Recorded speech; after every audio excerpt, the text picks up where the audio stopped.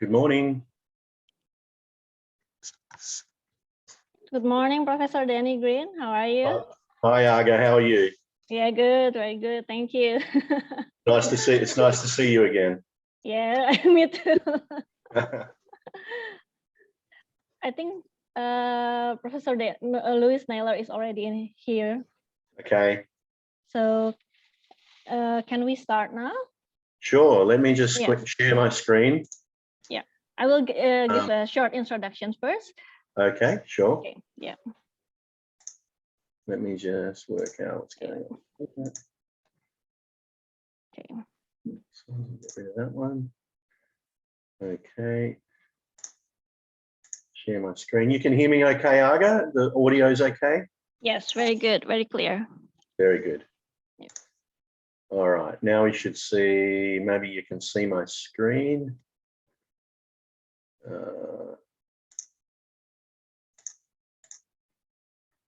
Is that good? Can you see that? Yes. Very good. Okay. I'm ready when you are. Okay, so just 5 minutes for the introductions. Mm-hmm. Okay, Assalamualaikum warahmatullahi wabarakatuh. Good morning, everyone. Thank you for being here today and welcome to the guest lecture series of Exercise and Health, organized by Department of Medical Physiology and Biochemistry, Faculty of Medicine, Universitas Airlangga. My name is Raden Argarini, and I'm an academic staff in Department of Medical Physiology and Biochemistry. And today we have amazing guest lectures on exercise and cardiovascular disease from the University of Western Australia. And our guest speaker is already in here, Professor Danny Green and Professor Lee Snyder. Thank you so much for coming here. Before we start, I would like to introduce our first speaker. Professor Danny Green is a professor of cardiovascular physiology based in the School of Human Science, Sports Science, Exercise and Health of the University of Western Australia. He also has a close ties to several international institutions, including the Mayo Clinic and Liverpool John Moore University. Professor Danny Green is a cardiovascular exercise physiologist specializing in the prevention of chronic disease, in which his research encompasses the lifespan, from exercise training in the prevention of the development of atherosclerosis in obese children and adolescents, to research on the best combination of exercise and medications in the management of patients with coronary disease, stroke, hypercholesterolemia, diabetes, and heart failure patients. Professor Danny Green, along with his team in the Cardiovascular Research Group, utilized transdisciplinary research partnership between science, engineering, and medicine to invent ways to detect incipient chronic disease at the earliest possible stage, to identify and optimize lifestyle interventions, to prevent clinical manifestations of chronic disease in humans, and to develop personalized, targeted, and evidence-based interventions to optimize disease prevention. So today we are going to learn about the exercise for prevention of cardiovascular disease from him. So without further ado, please welcome Professor Danny Green. Thank you very much, Arga, and thanks for the opportunity to present this seminar. Some of you may know Arga recently completed a PhD at the University of Western Australia. She was one of the best PhD students I've had the pleasure of supervising, so it's terrific to be able to make this link with Airlangga. So I'm going to give an introduction, and then Professor Naylor is going to give some more practical information. My title is Exercise and Cardiovascular Diseases, a primer. Here's an outline of what I'm going to talk about today. I've split the talk into two halves. The first half is about primary prevention of cardiovascular diseases. I'm going to talk about the role of exercise in the prevention of early or incipient cardiovascular disease. I'm going to talk about a thing we call the risk factor gap in my group. This is something we introduced into the literature about a decade ago. And it's about whether exercise, what the explanation is, what mechanisms physiologically can explain how exercise benefits prevention. So that's the first maybe 20 minutes of the talk. And then I'm going to talk about some exercise physiology principles, particularly around defining and characterizing where fatigue occurs, or using information that we can derive from exercise physiology testing to define the locus or the location of fatigue in a given patient. And as part of that, I'm going to talk about the Fick principle and understanding the implications of the Fick principle as it pertains to peak oxygen uptake. Finally, I'm going to talk a little bit about secondary prevention. And here we're going to talk about Fick and responses to exercise in heart failure. And I've selected heart failure because it's sort of the end stage of disease in terms of cardiovascular disease, at least. So the first question I want to cover very briefly is, why do we focus on cardiovascular disease? This is data from the Global Causes of Death study. It's published in The Lancet in 2016, and it measured changes in global death rates between 2005 and 2015. This is the list of diseases that cause the most deaths down to the 10th most death. I think it's 15th maybe. So these are in order of prevalence. Ischemic heart disease is the #1 cause of global death. Cerebrovascular disease is second. What I've done is put a highlight here around all of the ones in this list that have some link to cardiovascular disease, and particularly to atherosclerosis, which is the disease that causes cardiovascular disease. So ischemic heart disease and cerebrovascular disease kill about 17 million people a year, about 30% of global mortality just from these two diseases, which are both cardiovascular in nature and both caused by atherosclerosis. But there are other diseases in this list that are also related to atherosclerosis, including dementia, which has a vascular etiology in many cases, diabetes mellitus, or type 2 and type 1 diabetes, which cause atherosclerotic disease, chronic kidney disease, and hypertensive disease. So 1, 2, 3, 4, 5, 6 of the top dozen or so causes of global death are all caused by atherosclerosis. To give you some insight into how common these are, these two diseases alone cause 10 times as many global deaths as the most common cause of cancer. So globally, atherosclerotic cardiovascular disease is very important and causes multiple types of disease. In this study, these bars and dots show the changes from 2005 to 2015 in the burden of disease. For most of these diseases, the changes due to age-specific and cause-specific mortality were decreasing, but the global burden, these black dots, increased, and that's because there were many changes due to population aging and due to population growth. So the global burden of ischemic heart disease is not decreasing, it's increasing. And that's true also for ischemic stroke. It's very true for dementias and Alzheimer's, true for diabetes and hypertension. So we haven't fixed these diseases. They're getting more and more impactful, and the burden is increasing. So cardiovascular disease is very important and has a massive impact globally. So we're going to use this cardiovascular continuum to sort of anchor ourselves for this talk. And this continuum says, well, if you have cardiovascular risk factors like increased cholesterol, increased blood pressure, some other risk factors, that can lead to the development of atherosclerosis, and atherosclerosis can lead to the establishment of coronary artery disease. That in turn can cause myocardial ischemia. It doesn't always cause myocardial ischemia, but in some patients, you get ischemia and angina. And in some cases, the plaques that are formed because of atherosclerosis can rupture, and you get coronary thrombosis, which leads to a myocardial infarction. And that kills something like 30% of the people who have their first infarct do not recover. But most people do, but they recover with less myocardial tissue viable. So there's a remodeling process that occurs after an infarction that leads to ventricular dilatation and decreased ejection fraction. And that in turn can lead to congestive heart failure and ultimately to end-stage heart failure. So in today's talk, in part one of today's talk, I'm going to talk about exercise as it relates to these early disease manifestations. And in the prevention of atherosclerosis, we call that primary prevention. but I'm also going to talk about secondary prevention. That's what we can do once people already have the disease, so secondary to the disease being established. Let's start with primary prevention. Here's a picture showing the natural progression of atherosclerosis in an artery. So with pristine arteries, there's no subintimal lesion. This is a classic conduit artery with endothelial cells on the lining, smooth muscle in the wall.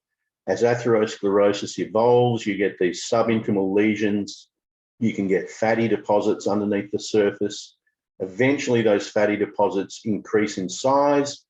The plaque can rupture, causing spilling of this plaque into the lumen. And then you get a very complex array of things happening, including smooth muscle migration into the subintimal space. But you also get a lot of things happening in the lumen. And one thing that can happen is that you can get a thrombus forming, and then you get blockage of the entire lumen.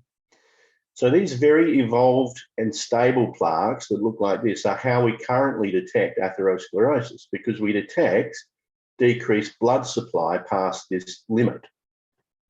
And ischemia can manifest as angina.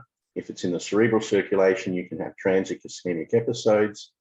But a really important thing to know is that there are very few, relatively speaking, in the human body of these types of plaques, very progressed, very evolved plaques. Most plaques that people have look like these ones. And notable here is that there's no limit to blood flow. So you don't detect ischemia when you have plaques like this because the abnormalities are eccentric or away from the lumen of the tube. So there are many more soft plaques, there are many more vulnerable plaques than there are evolved stable plaques. But at the moment, we only really detect these ones because these are the only ones that cause symptoms like angina. The other thing to know is that when you have a plaque which is large like this and it takes up more than 70% of the lumen, there's a 70% stenosis or narrowing, only around 14% or 15% of cardiovascular events occur as a result of plaques like this. Most cardiovascular events, in fact, 60 or 70% of heart attacks and strokes occur in plaques that don't have a stenosis. So you can't detect the stenosis in these using angiography. And that tells us that we really need to detect these sorts of plaques much better than we do. And 70% of events happen because of insignificant plaques which don't cause angina and are undetectable by angiography. Around 50% of people who die suddenly from heart attack, atherosclerosis in the coronary arteries, have no previous symptoms because they didn't have angina. What happens is one of these plaques ruptures, you get a thrombus forming, and you block the lumen and you have an acute coronary episode. So we don't do a great job of detecting atherosclerosis, and there's a long period of time where it evolves in humans before it becomes manifested as an ischemic causing lesion. That means we have a long period of time for prevention. The other thing is most of the manifestations in the heart, coronary disease, in the brain, stroke, even microvessel diseases in the eyes, retinopathy, in the kidney, nephropathy, and in the limbs, ischemia of the limbs. All of these things take a lot of money, and we do a lot of work at the end of life to try and deal with things that really only manifest after maybe 50 or 60 years of age.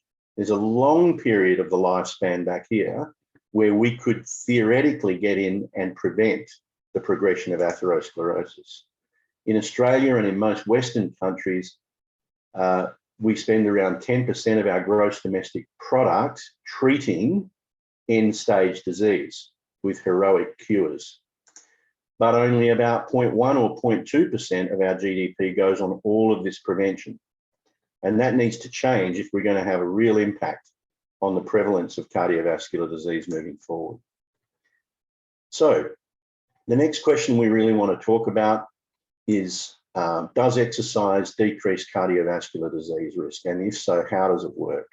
And there are two papers here that I've written with Mike Joyner from the Mayo Clinic in the last 10 years, which can help you if you're interested in these questions. But very briefly, I'm going to take you through a very brief history of exercise and cardiovascular disease risk. I start with this picture of the London busman, and the London busman study showed that people who were working on the London buses who were very physically active, the conductors on these buses, had a 30 or 40% lower risk of developing heart attack in their lifetime than the drivers of the bus who sit still all day. So this is the first and very classic epidemiological study showing that being physically active in your job decreases your risks of heart attacks and stroke, cardiovascular diseases. The question is, how does exercise prevent these diseases, cardiovascular diseases? And it might be because exercise decreases risk factors. So it's kind of a polypill. It improves maybe it improves your blood glucose and insulin status. Maybe it affects your platelets. Maybe it decreases your lipids. Maybe it drops your blood pressure. Is that how exercise works? Some studies have looked at this question, and here's a very important one of these from I'm Lee about 10 years ago, 15 years ago now, which showed that, if I just move this out of the way for a second, which showed that around 35% of the benefit of exercise could be explained by risk factor modification. So each of the risk factors that exercise has an impact on, here's the percentage contribution to the exercise benefit, which is 30 or 40%.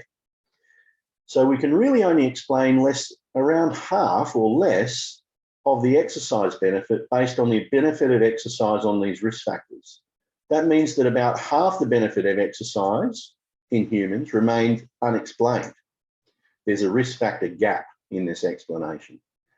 So just to summarize this slide, exercise is very important for decreasing the risk of atherosclerosis and of cardiovascular events like heart attack and stroke.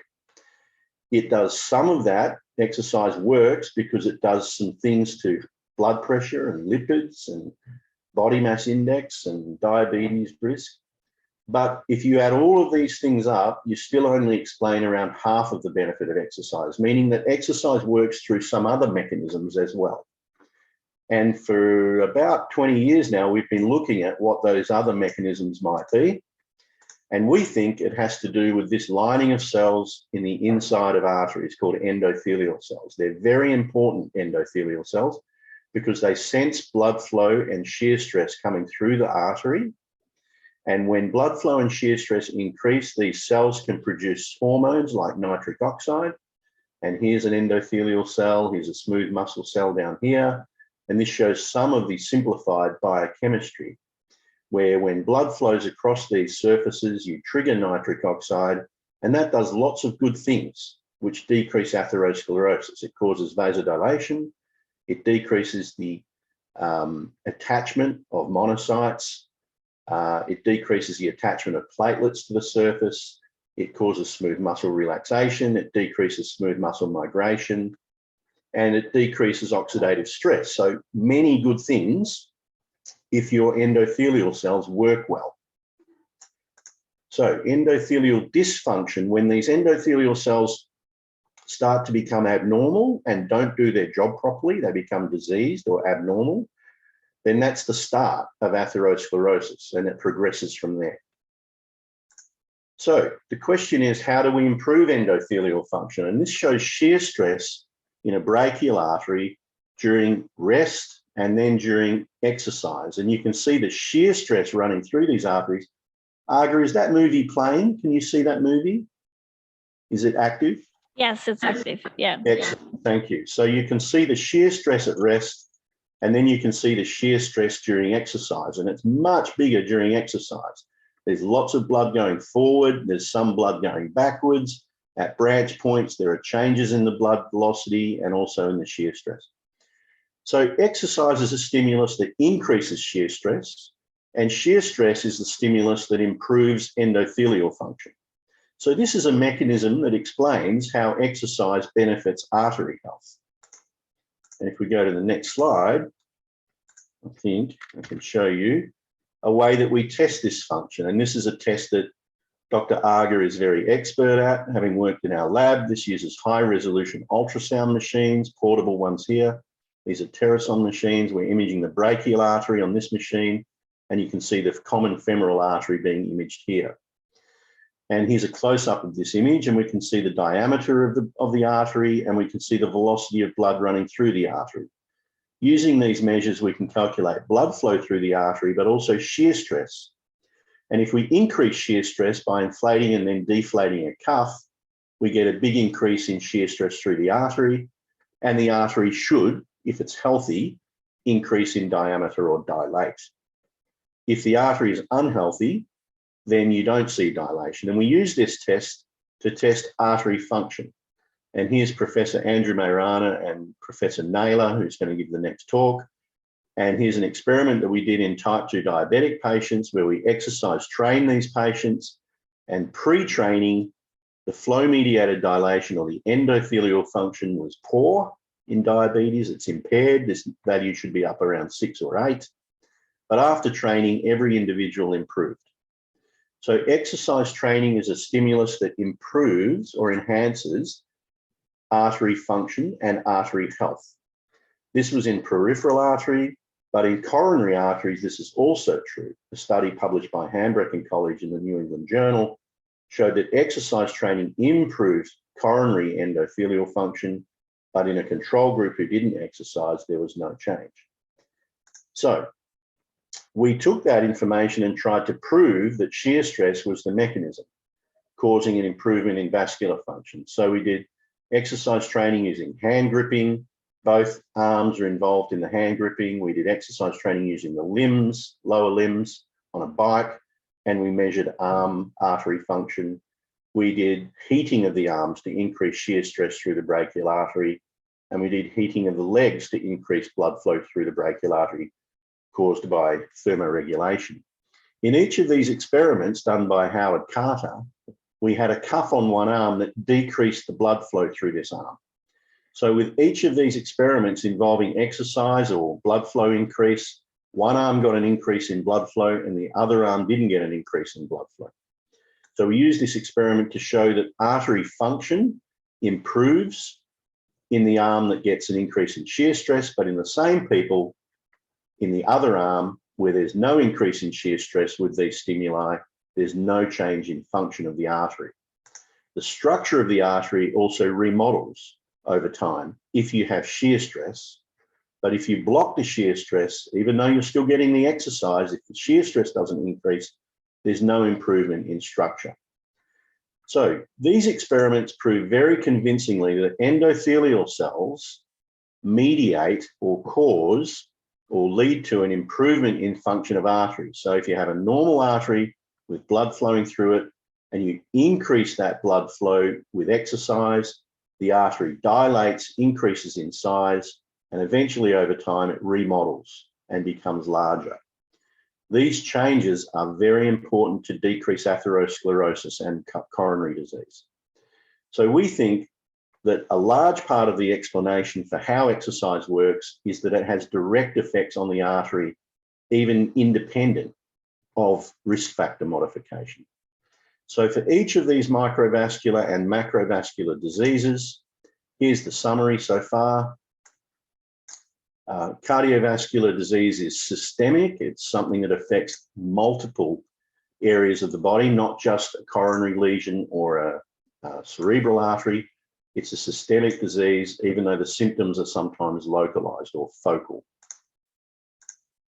The artery is the end organ. We're very focused on the heart or the eye or the kidney or the brain or the legs, but actually it's the arteries in these areas that are abnormal, not the organ or end organ. So I think the artery is the thing we should be focusing on, rather than have a cardiologist or a neurologist or a nephrologist or an ophthalmologist helping us with these organs. We really should have an arteriologist focused on the artery health.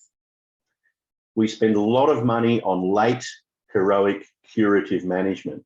We tend to only intervene with interventions once people have the disease and it's well manifested. We really need to do a lot more, a lot earlier for prevention. So early detection of the disease using techniques like the flow-mediated dilation technique I showed you, and early intervention facilitate optimal prevention. And Dr. Naylor has done really nice studies in children and adolescents, showing that in obese children and children with type 2 diabetes even, there's abnormal endothelial function, which means in future they'll develop heart attacks and strokes, but we prevented that impairment by exercise training those children. So it is possible to intervene early. Exercise exerts direct and beneficial effects on artery function and health. So that's the end of part one of my talk. I'm now, and that was really about a very quick overview of some primary prevention where we get in early and treat risk factors, but also have effects on atherosclerosis that are beneficial. I'm going to switch now to talk about end-stage heart failure and prevention and exercise used in this disease. We're going to talk about some exercise physiology and then talk about the Fick principle and responses to exercise. Firstly, why is heart failure important? This is the global burden of heart failure. It's very, very common. There are 26 million people worldwide, it's estimated, with heart failure. It costs an enormous amount of money to manage, $31 billion in the United States alone. Costs are projected to increase enormously, more than double by 2030. Here is what we thought the projection of heart failure worldwide was going to be, and this is the measured level. So it's actually increasing more than we thought it was going to, and it's going to get a lot more common as time goes on. The reason for that is that the number of people living with heart failure is growing. That's largely demographic. As population growth increases and population aging occurs, you get a higher prevalence of heart failure. It's much more common in older people. We do also treat cardiovascular disease a little bit better in cardiology now, meaning more people survive, but they survive with heart failure intact. The more advances we get to prevent death, the more people end up with heart failure and need management. And in many places, we still have inadequate risk factor control. The burden of heart failure is equal to breast, prostate, lung, and bowel cancers put together. So this one disease is more common than all of the most common cancers added together. It's a very important global pandemic. In terms of the way exercise treats it, I've put two slides in here. One is a long time ago from 1987. This is the textbook of internal medicine by Brunwald, Harrison's Principles.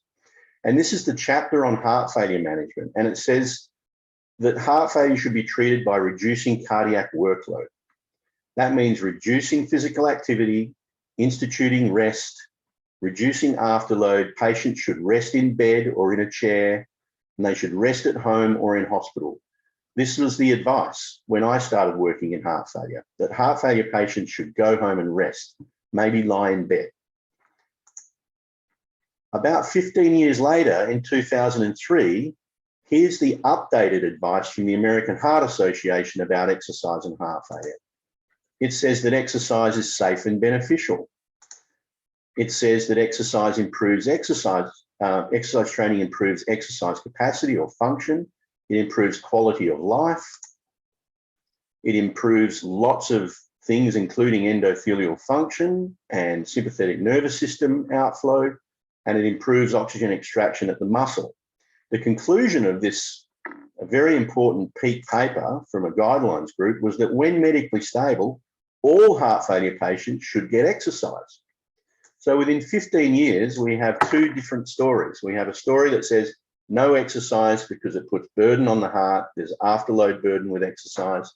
And 15 years later, the advice is completely changed. That's a revolution or a paradigm shift in science. And I'm going to talk about why this changed in the next slide. One of the main reasons is a study by Donna Mancini and her colleagues, which looked at VO2 peak or peak oxygen uptake in an exercise test and mortality in heart failure. This group were really involved in trying to work out how to determine which heart failure patient should be listed for a transplant. There are lots of patients with heart failure, but there are not enough transplants. So you need to list the sickest patients first and work out who they are. And the tricky thing about that was which measure do you use to determine who needs the first transplant. So they did a study the aim was, can transplantation be deferred safely in patients who have good exercise capacity or VO2 peak? They took 122 patients and they split them into 3 groups. One group got transplanted, and a year later, 83% was still alive, 83% survival if you got a transplant. But if you didn't get a transplant because your VO2 peak was relatively preserved, this is not a big number, 14 mils per kilo, but it's in heart failure, they define that as reasonable functional capacity. So they didn't give them a transplant. They said, we're gonna defer in this group. If your VO2 peak was above 14 mils per kilo, your 1-year survival was better than if you got a transplant, 94%. But if your VO2 peak was impaired, less than 10 mils per kilo, your 1-year survival was only 50%. And when they compared all of the measures that you can take, the survival rates of patients with VO2 peak were similar to those who were transplanted. So there's no point transplanting people if they have preserved exercise capacity. And of all the clinical indices they collected, including ejection fraction, pulmonary artery wedge pressure, these things really didn't distinguish who was going to survive at 12 months and who was going to die. These are survival curves. But VO2 peak clearly distinguished. If your VO2 peak was low, your 1-year mortality was only about 30%. Your 1-year survival was only about 30%. If your VO2 peak was preserved, your 1-year survival was pretty good. So this put VO2 peak on the map in heart failure management. It's now a very important measurement that we take in heart failure patients because it predicts who's going to survive the longest. And that's very important in transplantation. So what is VO2 peak? This is a little reminder of your exercise physiology. Let me just get it. And how is VO2 peak measured? We typically do measurements on a treadmill or cycle ergometer. The resistance that people work against is progressively increased. We turn up the resistance on the bike or the speed on the treadmill, sometimes the slope, and increments in workload increase. And the study continues until people are exhausted or there are symptoms. We measure VO2 peak using sophisticated equipment, but the principle is simple. We know the oxygen and carbon dioxide in the inspired air. If we measure the oxygen and carbon dioxide in the exhaled air, the difference between the oxygen going in and the oxygen going out must be the amount of oxygen that you use for metabolism and to exercise. So we typically do this using a metabolic cart, which has a mixing chamber, some oxygen and CO2 analyzers, and a way of measuring flow of air. So we know the volume of oxygen. Oops, just go back up there. This technique's called indirect calorimetry, and here's a typical sort of slope where we increase the speed of the treadmill on the x-axis, and you can see the oxygen consumption going up until it hits a peak, which we call the VO2 max. If patients don't reach this point where there's a topping over of the VO2, then we call the test a VO2 peak test. In heart failure, most people don't hit this maximum, but they do achieve a peak VO2. And here are some criteria for VO2 max, where the respiratory exchange ratio exceeds 1.1 and the blood lactate goes up. For VO2 peak, it's simply the highest VO2 achieved before exhaustion of the patient. So that's how we measure it. What are the determinants of VO2 in humans? Well, you need very good ventilation and you need good external respiration or exchange of oxygen and carbon dioxide across the pulmonary capillaries. You need transport of oxygen, which somewhat comes down to the hemoglobin concentration, but also cardiac function. Blood doesn't move unless you push it around. So cardiac output is a big determinant of oxygen transport to the tissues. Another determinant is the blood flow to the tissues, which is dependent on the arterial resistance. So this is cardiac and arterial. Oxygen transport is dependent on those two things. And then there's extraction at the tissue level. So once you get oxygen out to the skeletal muscle capillaries, you need to transfer that oxygen, and you then need to use that oxygen to subsidize metabolic energy provision. So I'm not going to go into the bioenergetics of that in any detail, but we measure that globally as the AVO2 difference, or the difference between arterial blood going into a tissue and venous blood oxygen coming out. That must be the amount of oxygen you extract in the skeletal muscle to subsidize movement. So each of these things can be a limit to the VO2. And the question is, in heart failure, which one is the biggest limit? So the interim summary is that functional capacity, measured perhaps by VO2 peak, is optimally assessed using a treadmill or bike exercise test and assessment of oxygen uptake. A VO2 peak test is the optimal test. It's the best measure of who should get a transplant. It's the most predictive measure. It outperforms cardiac function and pulmonary function as a predictor of who's going to survive and who's going to die in heart failure. It's the best overall assessment of global integrative physiology. It outperforms ejection fraction, pulmonary artery wedge pressure, and NYHA classing system as a predictor of death in end-stage disease. If you can improve VO2 peak in patients, you also improve survival. So it's not just that it predicts who's going to die, it also predicts who's going to live longer if you increase VO2 peak. And that's where exercise training becomes very important. So exercise physiology has a very important role to play clinically in transplant units and in heart failure management units and in cardiac rehabilitation, because anything we can do to improve VO2 peak by exercise training is going to have a direct and important health impact and survival impact. So here's the FIC principle. The FIC principle says that VO2 is equal to oxygen delivery, which in turn is largely dependent on cardiac output. Cardiac output's dependent on heart rate and stroke volume, which is the difference between end diastolic and end systolic volume. VO2 is dependent on that delivery of oxygen and then also the utilization of oxygen, which is in the skeletal muscle. So when I think about limitations in an individual patient to their function, I think about this equation, the FIC equation, because it helps me understand where the limits might be in this cascade. Is this patient limited by their lung? Is this patient limited by their blood? Perhaps they're anemic. Is this patient limited by cardiac output? Perhaps they're limited by vasoconstriction, or perhaps they're limited by their skeletal muscle. So let's start with those. Maybe heart failure patients are limited by impaired cardiac function. And here, Aga, can you see that movie? Is that playing okay? Yes, it's okay. Excellent. So here we have a normal ejection fraction. This is an MRI at the apex, mid-ventricle and base. You can see the valve flapping here in this image. And this is a normal ejection fraction of about 70%. And here's a heart failure patient where the heart is beating much less efficiently, an ejection fraction of 30%. In systolic heart failure, this is what patients have to put up with, a hyperkinetic heart which delivers less blood to the periphery.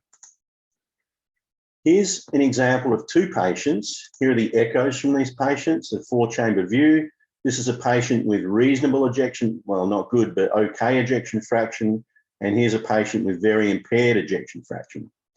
So you would think with a heart that works a little bit better, you would have a higher VO2 in case one. And with a heart that has very impaired function, you would have a lower VO2 because the pump doesn't work and oxygen delivery is worse. But in these patients, what we see is, these are actual cases from Royal Perth Hospital. The VO2 in this patient was 16 mils per kilo, which is not great, but it's pretty good. The VO2 in this patient was very good. So even though their heart was worse, their VO2 was better. And that's because in this patient, you have much better oxygen extraction at the tissue, even though the pump is not working. So it's not always just about the pump. And we call this the heart failure paradox. Even though heart failure is initially caused by poor pump output, poor cardiac output, sometimes you can compensate for that. And you only see that if you measure a VO2. This is a famous study from the VHEF study, Jay Cohn, that showed in 763 heart failure patients where they measured VO2 peak and they measured cardiac function, there was no relationship between those two things. So the heart doesn't always cause the problem in heart failure. Sometimes it's other things in the Fick principle. What other things? Well, here's evidence for pulmonary limitation in some patients. In some patients, the amount of ventilation that you need to get a certain volume of oxygen into the body is very high. So in a number of patients, you see this elevated ventilatory equivalent for oxygen, and there's excessive dead space in heart failure. And in patients like this, when you exercise them, typically they desaturate. So if you have a pulse oximeter and you exercise them, their blood oxygen drops. And in those patients, we try and treat the pulmonary limitation. Sometimes that's edema, and we treat the edema and try and improve their lung function. But in many patients, there's skeletal muscle abnormalities. Here are some heart failure abnormalities in muscle biopsies shown in skeletal muscle. And here's the effect of exercise training on these abnormalities. So heart failure patients have exercise intolerance. They have decreased oxidative capacity in their muscle, decreased phosphocreatine resynthesis, and they're acidotic.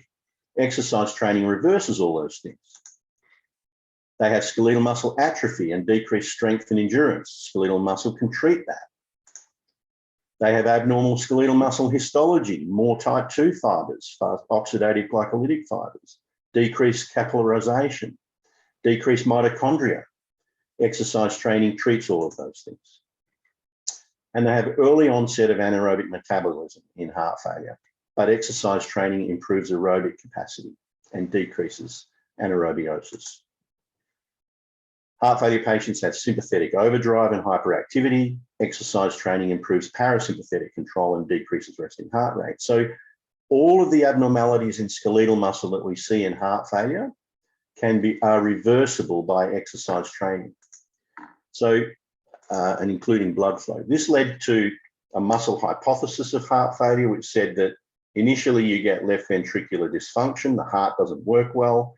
That decreases patient physical activity levels and decreases blood flow to the tissues, including the muscle.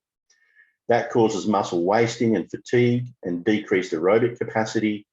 That makes patients fatigue easily. They become breathless.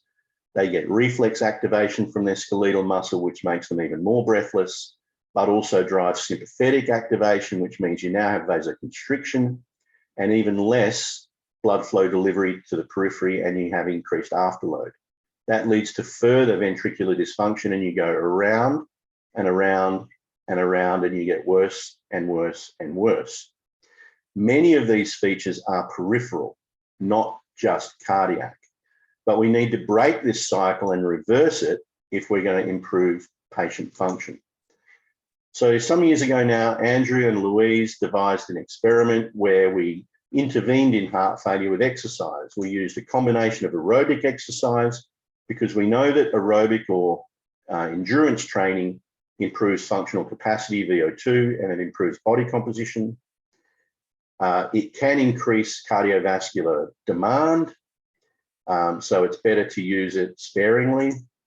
But resistance training does things like improve muscle strength, decrease atrophy, and improve skeletal blood flow, although there's little effect on aerobic capacity. So by combining these two, we tried to maximize the benefits and minimize the negative aspects, improve the pros, decrease the cons.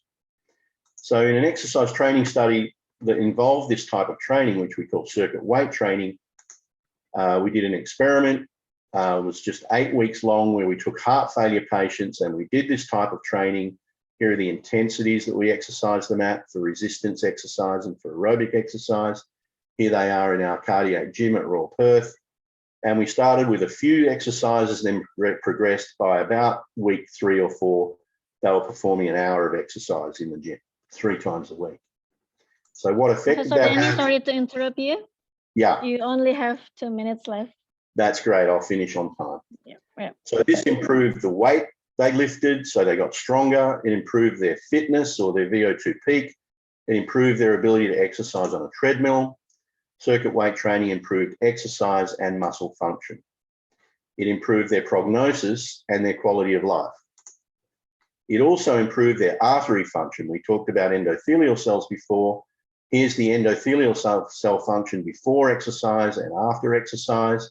and here's the blood flow capacity in their limbs before and after exercise. So it improves artery health, it causes vasodilation, it decreases afterload, and it decreases atherosclerosis. Exercise is crucial for all these things. So here's my summary. Exercise training improves functional capacity, strength, and vascular function in patients with heart failure. It reverses peripheral abnormalities, improves functional capacity that's linked to prognosis. It improves strength, which means improved daily living tasks. And it decreases vasoconstriction, which means improved tissue perfusion and decreased afterload on the heart. My conclusion is that exercise in this context is medicine for heart failure patients. And if I have 10 seconds left, I'll just show you some images of Perth. This is the university where Dr. Arga studied, and the middle of Perth in the background. We're in the middle of the Swan River here. Here's the university. It's around 100 years old now. It's a group of 8 university, the University of Western Australia, in the top 100 in the world. This is Rottnest Island, where I'm going to spend a little bit of my Christmas holiday. And here is my daughter learning to surf with her cousin, who's maybe not quite as good at surfing. Thank you very much for listening. Thank you so much, Danny. It's really amazing talk. I really miss Bert. We miss you too, Arga. All right. Yeah. Hopefully someday I can go there again after the border open. I hope you can too. I hope everyone can travel again soon. Yes, it's really beautiful. We have 10 to 15 minutes for discussions.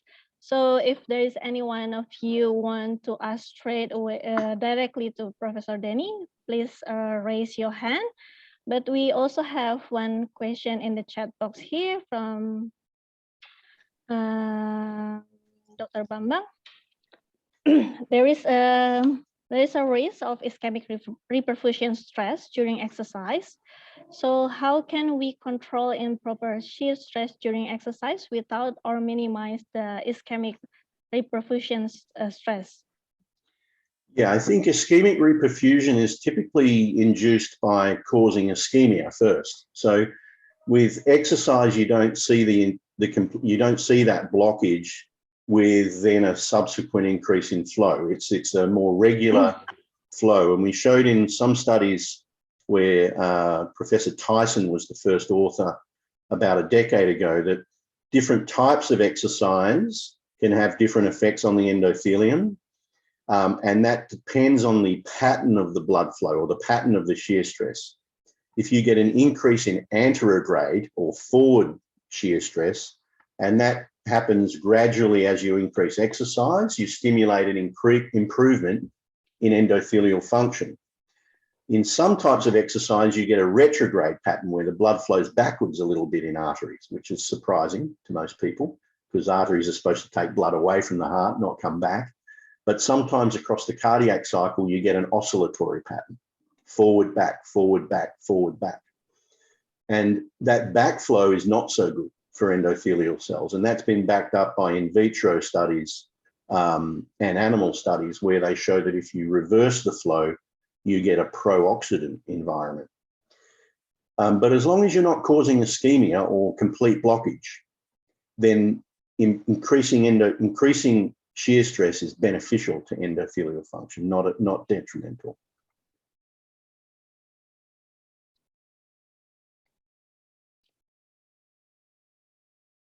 Thank you, Professor Danny. Is it good enough for you, Dr. Bambang, or do you have another questions?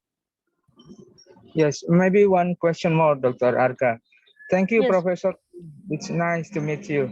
Thanks. Yeah, can you explain more about the type of exercise that an excellent effect on the shear? Sure. I think Professor Naylor is going to talk about different types of exercise in a lot more detail. So I'd rather not go into much detail here. We're an exercise physiology group, so we study a lot of different types of exercise. In heart failure, the big challenge that we have is to find a type of exercise which is stressful enough, which requires enough to induce physiological change, but not too intense, because if it's too intense, you might cause decompensation and put too much burden.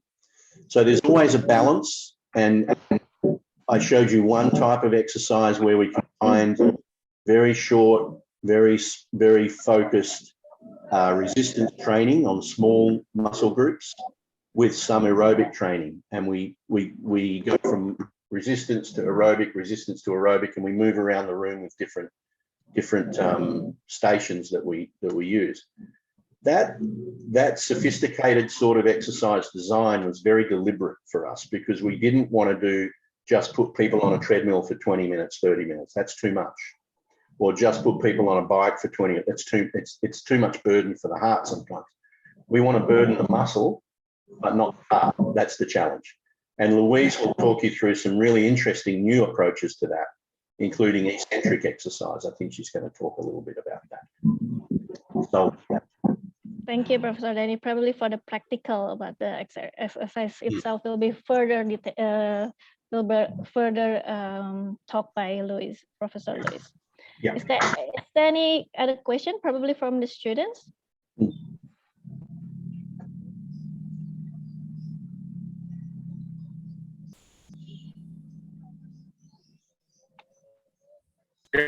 May I ask a question? Yes, Yes, sure. please, yes. This is Dr. Adrianta, Professor Danny. Hello, Doctor. Yeah. Morning, Professor Green. Nice to hear your talk. Thank you. Bye. I have just known now about the peak oxygen, not the maximal VO2 max. So can you repeat how you get that figure? Because most of the patients doesn't reach max, isn't it? It's difficult. Maybe they are fatigued or sometimes the depression also, so they cannot get the VO2 max. But you said you don't measure that. You measure peak oxygen only. And how do you do that? I don't catch that. Okay. My second question is maybe for the primary prevention, what dose of exercise? Maybe the second speaker will talk about that, because for primary prevention, that is better than when you get heart failure prevention, isn't it? Yes, it is. Thank you. Certainly is. Okay, so your first question was about what's the difference between VO2 peak and VO2 max, and how do we measure those things? Exercise physiology, there's a relatively strict definition of when you've achieved a maximum, and we use things like the respiratory exchange ratio exceeding 1.1 or 1.15. We use the fact that you've achieved almost a heart rate maximum at the end of exercise. And we use often, not always, but we often use blood lactate measures to confirm that the exercise has been intensive enough, up 10 millimoles per litre. Now, in young people who are healthy or in athletes, you can increase the intensity that they're exercising at until they achieve those things. And generally speaking, those things can be achieved by most healthy individuals without voluntary exhaustion, so volitional exhaustion. But in most patients with cardiovascular disease, and particularly in heart failure, you just simply don't get that far. They're exhausted before that occurs. Now, that doesn't mean that their lactate doesn't increase a lot. But what it does mean is that the increase in VO2 doesn't peak over. It doesn't reach a discernible maximum. Because we can't call that VO2 max, it hasn't satisfied the criteria. We simply refer to it as the peak value. So VO2 peak is the peak oxygen uptake they achieve during an incremental test, and it's usually volitionally exhaustion that stops them. In some patients, that's breathlessness. In some patients, that's leg fatigue. In a lot of patients, it's leg fatigue. So we can tell from the test something a little bit about the etiology or the cause of that cessation of the test. but we can't say that they achieved a maximum result. And you can't push patients past that point because they're simply exhausted. They fall off the treadmill if you try.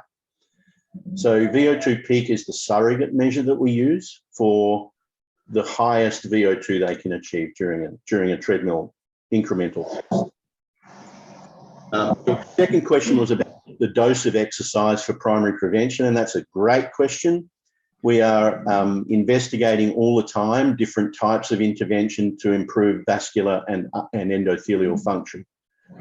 We've used aerobic or endurance types of exercise training, but we've also used resistance exercise training, and sometimes resistance training works. Endurance training does work better because it has a larger and more prolonged impact on the shear stress, we think. But resistance exercise can also work well, and that may be partly because it improves skeletal muscle function and decreases circulating blood glucose and insulin levels. And glucose and insulin cause endothelial dysfunction. So there might be not just a shear stress mechanism from resistance training, but also some sort of beneficial impact on glycemic control. So there are many ways to improve endothelial function, and I focused on shear stress. We think that's really important. In primary prevention, repeated large muscle group exercise like endurance training, cardio training works very well. Some people have tried high intensity training, some good evidence that that is beneficial, but I think moderate intensity continuous training is probably the way to go, particularly if you're starting out on a new exercise program. Okay, thank you, Daddy. I just want to ask one more about the VO2 peak, because we perform that usually in the patient with the people with at risk of the heart disease or something like that, or patient with heart failure. Is it compulsory for doing the VO2 max or VO2 peak test with the ECG? We typically in heart failure we do that. Yeah, we do 12-lead ECG testing in heart failure. So that's because some patients have an ischemic history, an ischemic etiology. Not all heart failure patients are ischemic patients. Some are idiopathic dilated cardiomyopathy, but many have arrhythmias as well, of course. And we do ECG testing on all of the patients that routinely come through the transplant unit for a VO2 peak test. So yes, there's usually someone, there's the exercise physiologist who runs the test and measures the VO2. And then there's a cardiologist or a cardiovascular registrar who looks at the ECG for us while the test is being performed. All right, thank you. Is it good enough for you? Answer your questions, Dr. Adrianta? Yes, thank you, Prof. Thank you. Green. Thank you for your question. Professor Daddy, if you remember, Dr. Adrianta went with you to the the cigarette manufacturer. Oh yeah, of course. I remember. Do you know what I remember about that? I couldn't. Perhaps you can explain for the students, Aga, that we did a tour of the cigarette place. Yeah. But in Australia, we don't have the cigarette smoking rates have decreased a lot. We don't have a lot of cigarette smokers in Australia. Some, but not too many. And that's because our public health system has been very effective over 20 or 30 years to decrease smoking. In one state of Australia now, it's illegal to smoke cigarettes. We've made it a part of the law. So to see a cigarette manufacturing plant was amazing to me because all the people folding cigarettes, and I took my phone out to take a camera, and someone came over and said, "No, you can't take any photographs." So I wanted to take a photograph to show Yes, my. I remember that. But I almost got thrown out. I was in big trouble. Yes, I know that. It was a very interesting tour, and I enjoyed Surabaya very much. Thank you all. All right, probably one more questions.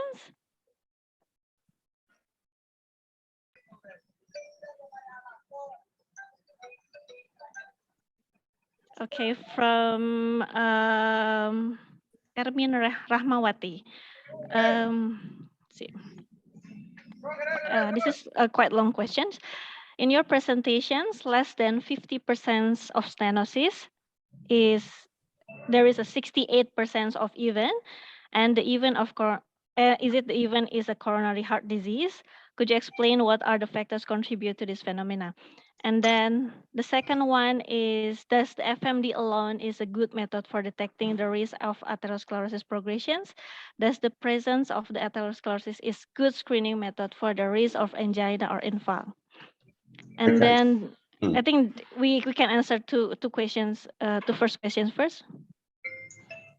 Okay, they're very good questions, actually. So to take the first question, the evidence that we have that most heart attacks occur in arteries that don't have large stenoses. They actually occur in arteries where there is eccentric remodeling. Aga, I'm getting some feedback on my Okay, probably I have to mute from the Dr. Munir, could you please mute all the participants in here?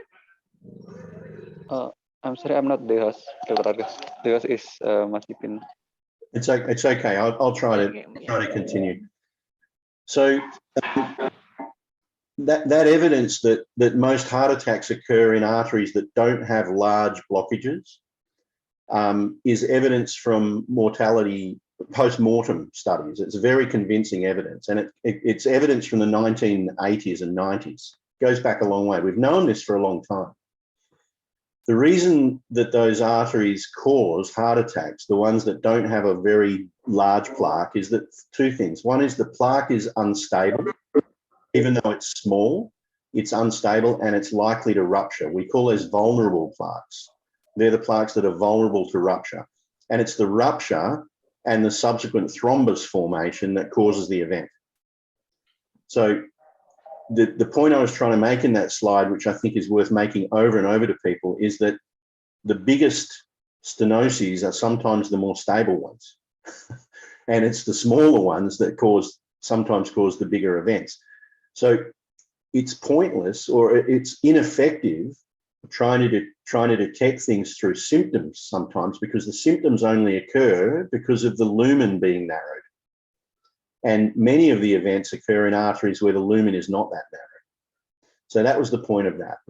The second question here is, is FMD a good measure for detecting systemic cardiovascular disease, including coronary disease? So the studies that have shown this have measured FMD in a peripheral artery like the brachial or the femoral artery, and simultaneously in the same patient measured endothelial function in the heart, and there's a very strong correlation. So that tends to indicate to us that endothelial dysfunction, abnormal endothelial cell function, is a systemic phenomenon, not just a localized one. So by detecting it in peripheral arteries, which are easy to access and easy to image with high resolution ultrasound, coronary vessels are very difficult to image, and particularly difficult to image with high temporal resolution, which we need when we increase the shear stress. So you can get MR images or maybe CT images of the coronaries, but they're static, they're not physiological, they're not functional measures of function of the artery, whereas FMD is a functional assessment. So yes, we're very confident that FMD predicts prognosis in studies of thousands of patients, I think up to 20 or 30,000 of patients. Flow-mediated dilation as a test predicts future cardiovascular events better than the Framingham risk score or any other risk factor scoring system. So that's a good argument for using FMD in prediction and early detection. I think I've answered that question. Several reports of exercise-induced heart attack, what are the factors? So the third question you have is, what about the risk of exercise? And it's true that during a bout of exercise, your risk of provoking a heart attack is greater. We call this thing the exercise paradox. But it's also true that if you regularly exercise, your risk of developing atherosclerosis is much reduced, as I showed in my talk. So there's a paradox between the chronic effect, which is very good, and the acute effect, which increases your risk a little bit. And our response to that as exercise physiologists is to maximize the chronic benefit, but also to minimize the acute risk. And you can minimize the acute risk by screening the patients for previous events, for risk factors, maybe for a previous history. And in patients who do have a previous history, for example, of angina, then the exercise that you use is more conservative initially. And you ramp the exercise up over time as tolerance improves. So it's a little bit of an art, exercise prescription in clinical populations, but it is very true, as you point to, that the acute risk is somewhat higher. The chronic benefit is so much greater though. So we really should be recommending physical activity and exercise, particularly in primary prevention from childhood onwards. Thank you so much, Professor Danny. There are still a lot of questions in the chat box. Unfortunately, that we're running out of the time and we have to move to our next speaker. Thank you so much, Professor Danny, for your time. Really appreciate this opportunity to have lectures from you. Hopefully that we can see you again next year. I hope so, Arga. Thank you for the opportunity, and I wish everyone, if you're having holidays in the near future, a happy and safe holiday, and I hope that the future with COVID is much better than it has been. Yes, happy holiday for you too. Take care. Thank you very much. Thank you. All right, now we move into our next speaker, Professor Lee Snyder. Professor Lee Snyder is also a professor of cardiovascular physiology based in the School of Human Science, the same school as and her research focus is on cardiovascular adaptations to exercise training and application of this work to optimize clinical outcome for at-risk populations, for example, type 2 diabetes and heart failure patients. Professor Lee Snyder has worked with elite athletes and chronically ill individuals, for example, patients with advanced heart failure, obesity, and adolescents with type 2 diabetes, to generate a tested understanding of cardiac and vascular exercise physiology. She is also involved in basic science research to add further mechanism insight into the regulation of the cardiovascular system. I don't want to wait any longer for her talk, so please welcome Professor Louise Naylor, who will be talking about the exercise in patients with cardiovascular disease. Thank you so much for that, Arga, and thank you, Danny, for such an amazing introduction to my presentation. And I have to echo Danny's opening words. Arga, one of the best PhD students that we've had here, and we already miss you so much, and congratulations on your graduation. Thank you. I could talk about Arga all day, but what I would like to speak to you about today is perhaps touching on some of those questions that are coming up through the chat. So I'm going to be maybe a little bit more pragmatic in the way that I'm presenting, looking at exercise and how we can use exercise for cardiovascular disease. So as you've already heard, there are many benefits of exercise for all patients with heart disease. The information that you're looking at the moment here is from a large study that was published in the Journal of American College of Cardiology. And they analysed 63 studies with over 14,500 patients who'd been exercising for at least a year, and then had a look at either their mortality or their readmission to hospital. And the NNT is the number needed to treat. So to interpret that for you, you just need to exercise 37 patients to be able to prevent one death due to cardiovascular mortality, or 22 patients if you want to reduce an admission to hospital. And really, to put that into perspective, this is comparable with the number needed to treat with statins so that we can reduce the development of cardiovascular disease over 10 years.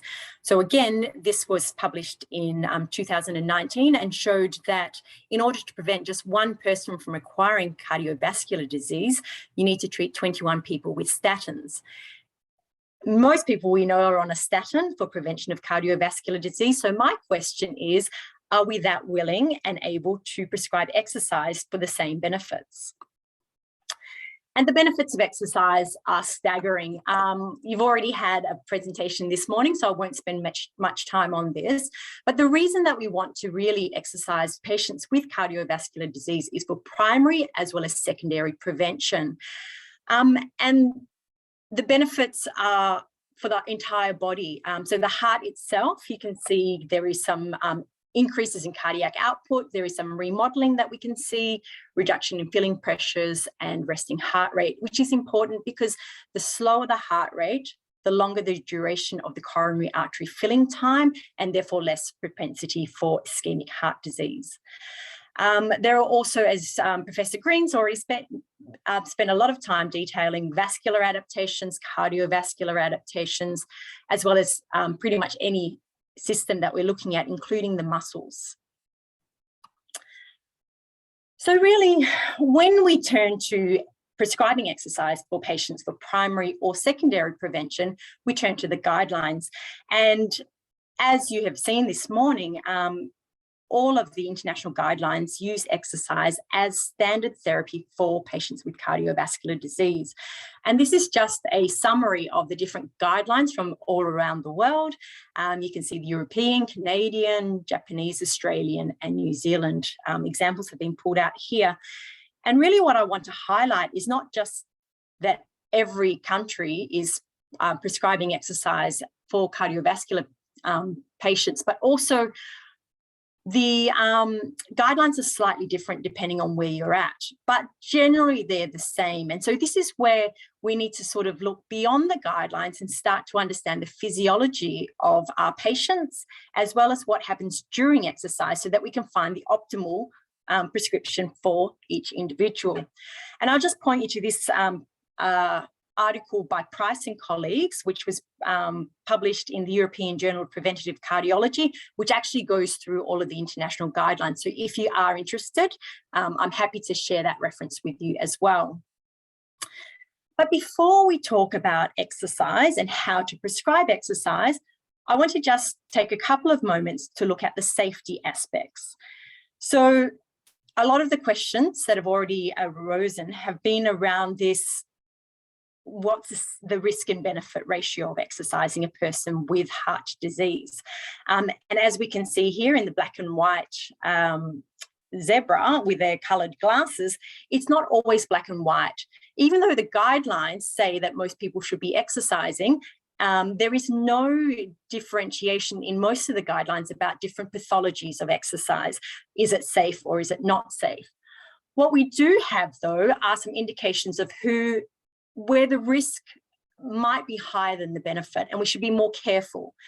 As I say that, I also need to disclose that I work at Fiona Stanley Hospital, which is our quaternary level hospital in Western Australia, and pretty much everyone who is on this list gets exercise through us in that hospital setting. But that is a very niche and well prepared, and the staff there are very well trained to deal with emergency situations, etc.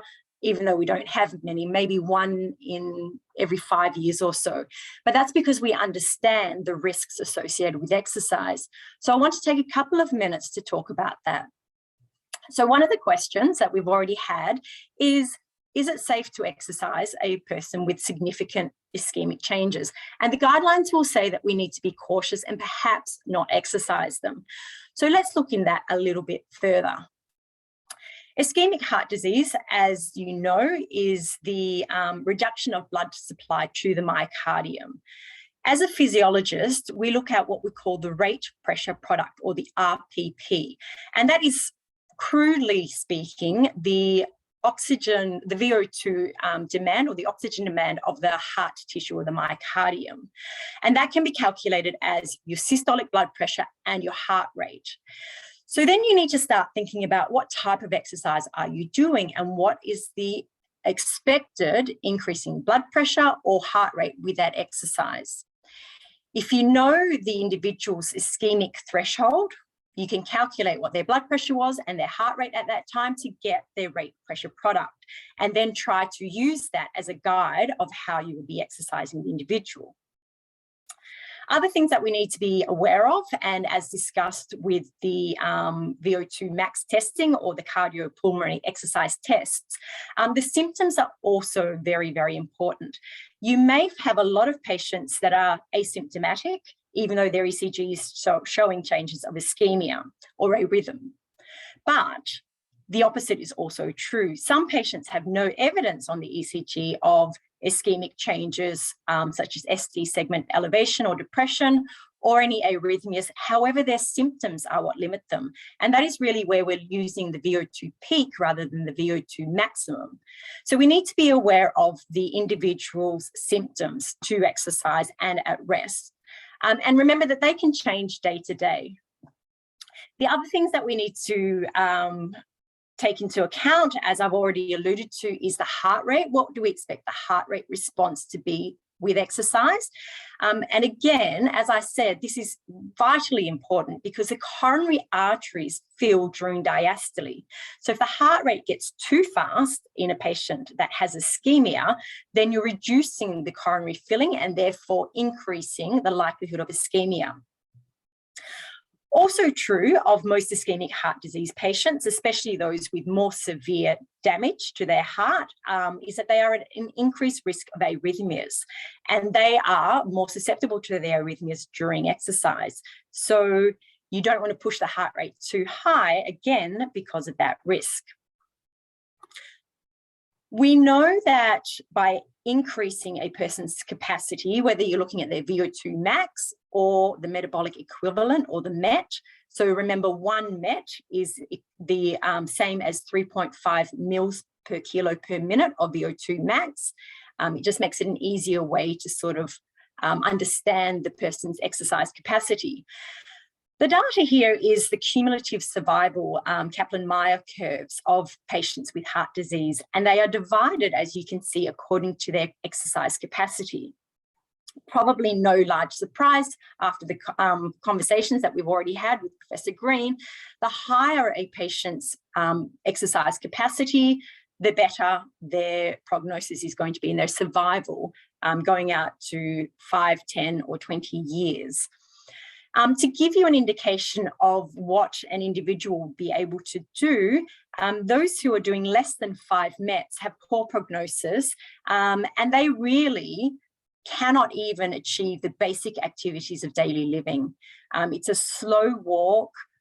They would be struggling to carry groceries while they are walking and have severe limitations. These are probably what we would call if they've got heart failure, New York Heart Association, NYHA class 2 or 3. There is a significant impairment in their quality of life because of their cardiac disease. So getting back to the ischemic threshold, this graph is trying to depict how we would think about this when exercising an individual. So you can see the rate pressure product, which you remember is the systolic blood pressure multiplied by heart rate, graphed against the workload. So for any individual, that red line there is depictive of their ischemic threshold. So if you exercise a person or bring them to enough stress to increase their heart rate and blood pressure beyond that red line, you're going to be inducing ischemia, so angina, or hopefully not, that might even progress to a myocardial infarction. However, if you look at the difference between the blue line and the green line, they can either be 2 individuals or the same individual with an exercise training program. If we are able to move that blue person into the green line, then for a higher workload, they are working at a lower heart rate and at a lower blood pressure. So you might not be improving a person's heart function or their ejection fraction. And we've already heard this morning how ejection fraction might not be the best surrogate for prognosis in heart failure patients. And this might be why that a lot of the patients, even though you're not getting an improvement in their heart tissue per se, you're able to move them along so that they are able to do more exercise or a higher workload before they're hitting that ischemic threshold. So one example of this is just looking at different types of exercise. What you're seeing here is the rate pressure product, RPP, for exercising an individual using their arms versus using their legs. And you'll see that for those who are exercising with their legs, they are able to achieve a much higher work rate for the same pressure product. So it's being able to walk through the physiology of the exercise and matching that to the patient that you are working with, sorry, that allows you to be able to maximize the gain while reducing the risk that you're placing that patient underneath. So let's get back to our list of who we should be cautious not to exercise. And I say cautious because it's not black and white. Remember, it's not anyone who has ischemic changes at low levels of exercise should not exercise. Also, individuals with pericarditis or myocarditis, we need to be very careful if it is active. And that is for a number of reasons, but mainly, briefly, two reasons that I wanted to touch on today. One is that if there is acute pericarditis or myocarditis, the exercise capacity of that individual is probably very low anyhow. And so they will almost be stressing themselves without any exercise. If they are exercising, then we need to understand that the myocardium and pericardium is more susceptible to a second onset of pericarditis or myocarditis once you've had the first insult. So as they're recovering, if you exercise them and stress them too hard, that may come back. The second reason that we don't really want to exercise these patients too much is that they have a very high propensity to arrhythmias. The next group of patients that I wanted to touch on are those with valvular disease, and you'll see here in bold that it's severe aortic stenosis or any valvular regurgitation, which is requiring surgery. As I said, at the hospital, we commonly exercise these patients, and many of them do very, very well as a rehabilitation to prepare for their surgery. And then we also see that they recover a lot better after surgery. But if you're not working in a quaternary level hospital, which most of us don't, how do we know if the patient's got valvular disease, and what does that matter for their exercise? So first of all, how do you know? The primary place that you would go to look for any valvular disease is imaging. So echocardiograms are wonderful ways of being able to visualize the heart, and you can see how the valves open or close, whether there's a stenosis or a regurgitation, as well as to quantify the amount of abnormality that is in those valves. If you don't have imaging, then you can simply take blood pressure in both arms. And if there is a discrepancy between the right and left arms, then that can indicate certain conditions such as aortic stenosis. So very simple ways to being able to determine whether or not your patient's got valvular disease. The other one, which is as simple, is to take someone's pulse and their pulse pressure, so the difference between their systolic and their diastolic blood pressure. And if that is large or greater than 50 millimeters, and then you would find that they have got aortic regurgitation if they are normotensive, so if they don't have high blood pressure. In the top diagram here, you'll see really what happens with aortic stenosis and why severe aortic stenosis is a contraindication to exercising an individual. So this is the pressure within the ventricle. Normal ventricle, in a normal healthy heart, you would expect their systolic blood pressure to reach about 120. Whereas if you look at the heart there, that's got the aortic stenosis. So a stenosis means that there is a narrowing of the valves. They're not able to open up as much. So you could imagine if you have a door and you're trying to open it, and a lot of you are exiting, if you can only open that door half of the way, then not as many people can go through, and you'll need to really put a lot more pressure on opening that door. And that's what we see here. So the systolic blood pressure in this heart with the aortic stenosis reaches almost twice the levels of the normal heart. So now the heart has to generate 200 millimeters of mercury of pressure just to open the valve. And if it does that again and again and again, you'll get hypertrophy or the thickening of the myocardium as well. Therefore, the considerations here are that patients with a moderate or severe aortic stenosis should avoid any high dynamic or static components. Not only does the ventricle need to overcome a higher blood pressure to eject the blood out of the ventricle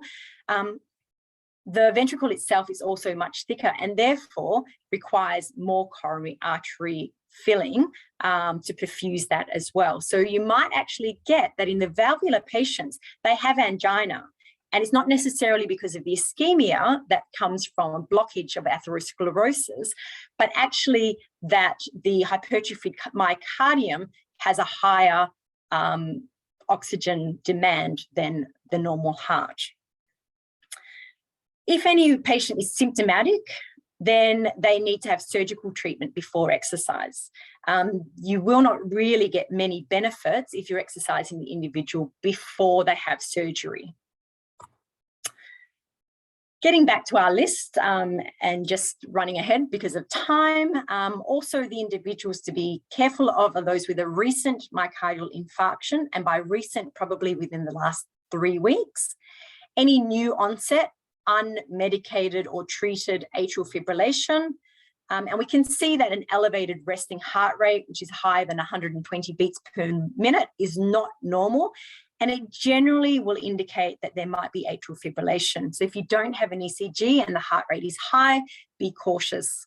Other things on that list, uncontrolled diabetes, any acute fever or systemic illness, because it can lead to the myocarditis, pericarditis, a recent embolism within the last month, or a decline in the clinical status of that individual, i.e.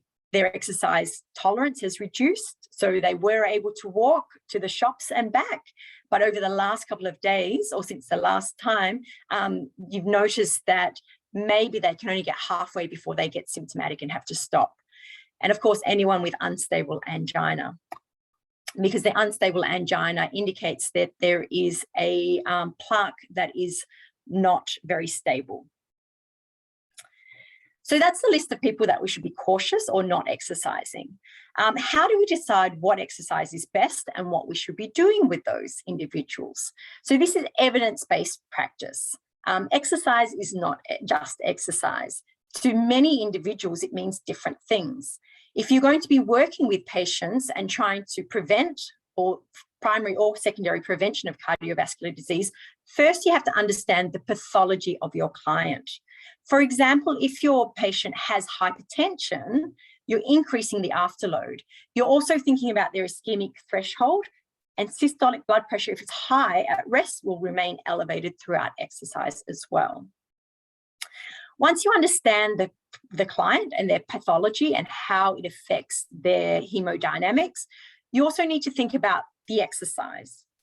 How is that exercise going to change the hemodynamics? How is it going to affect the blood vessels? How is it going to affect the preload of the heart, the afterload of the heart, contractility, etc., etc.? And I'll take you through some examples so that we can go through this step by step. The other consideration is the medications. Of course, anyone who has got cardiovascular disease risk factors or cardiac disease is going to be on medications. And you just need to be mindful of how those medications can alter the exercise responses and the recovery from exercise. And as already mentioned by Prof. Danny, the acute risks of exercise are there, even for healthy individuals. The exercise paradox is there. So how do we balance those? The first point, and this comes from all of the guidelines, is that we need to be habitually active. If you exercise regularly, you are at a lower risk of having an event during exercise. So this study by Ming Lee, which has already been mentioned briefly today, shows individuals who are sedentary versus the ones who are in black who are achieving their exercise recommendations. So 150 minutes of exercise throughout the week, but doing so on 1 or 2 days of the week only. You've also got the bronze colored bar here, which is people who are regularly active on every day of the week. And what you'll notice is the lower bar in gold.